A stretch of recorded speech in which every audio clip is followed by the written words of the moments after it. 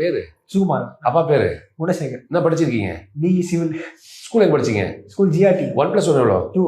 2க்கு அப்புறம் என்ன? 3. 3 எவ்வளோ?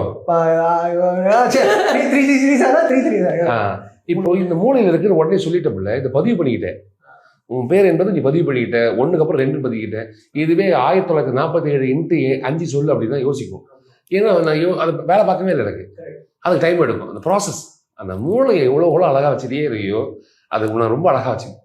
நான் சொன்னேன், என் வாழ்க்கையை வாழதே ரொம்ப கஷ்டப்படல. நான் இன்னொருத்தர் வாழ்க்கையை வாழ்றேன். இவன் தப்பா இருக்கான், அவன் தப்பா இருக்கான், அவன் தப்பா இருக்கான், இவன் கோபி தப்பா இருக்கான், சிம்பு தப்பா இருக்கான், டேரக்டர் தப்பா இருக்கான். நான் இன்னொருத்தர் தப்பா பார்க்க ஆரம்பிச்சிருக்கேன். அதுவே என் கண் தப்பா இருக்கு. எல்லாரும் தப்பு பண்ணுவோம் தானே, பரவாயில்ல மாற்றிக்க போகிறேன், என்ன ஆகிட போகுது? ரொம்ப சிம்பிள் தான். இந்த ஈகோ இல்லாத வாழ்க்கை உங்களை ரொம்ப அழகுபடுத்தும். அதுதான் இந்த விஷயம். இந்த வெளிப்பாடுக்கான காரணமே அதான்.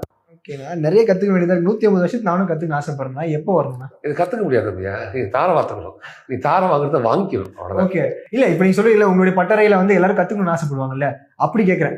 இது இல்ல நீ அப்படி யோசிச்சீங்கன்னா ஒரு விஷயமும் இல்லை. நம்ம இப்போ அண்ணன்ட்ட வந்து இப்போ இங்கே கிடைச்சிருக்கு வந்து அங்கே போயிட்டு நம்ம கற்றுக்கணும்னு யோசிக்காம, இப்போ அண்ணன் வந்து இங்கே இருக்காரா, இப்போ இவர் சொன்னதுலேருந்தே நம்ம லேர்ன் பண்ணிக்கணும். இது இந்த மாதிரி ஆப்பர்ச்சுனிட்டி எல்லாருக்கும் கிடைக்காது, நமக்கு கிடைச்சிருக்குல்ல. ஸோ அந்த மாதிரி இந்த இடத்துலேருந்து நம்ம சில விஷயங்கள், அங்கே போயிட்டு சில விஷயங்கள் எங்கெங்கெல்லாம் பார்க்குறோமோ யார்கிட்ட இருந்து, இப்போ நீங்கள் ஒரு சில விஷயங்கள் பேசுறீங்கன்னா அதுலேருந்து உங்கள்கிட்ட நான் ஒரு விஷயம் தப்பாக பேசியிருக்கேன் அப்படின்னா லேர்ன் பண்ணிக்கணும். அது மாதிரி தான் அண்ணன் சொன்னார், ஒரு டிரைவிங்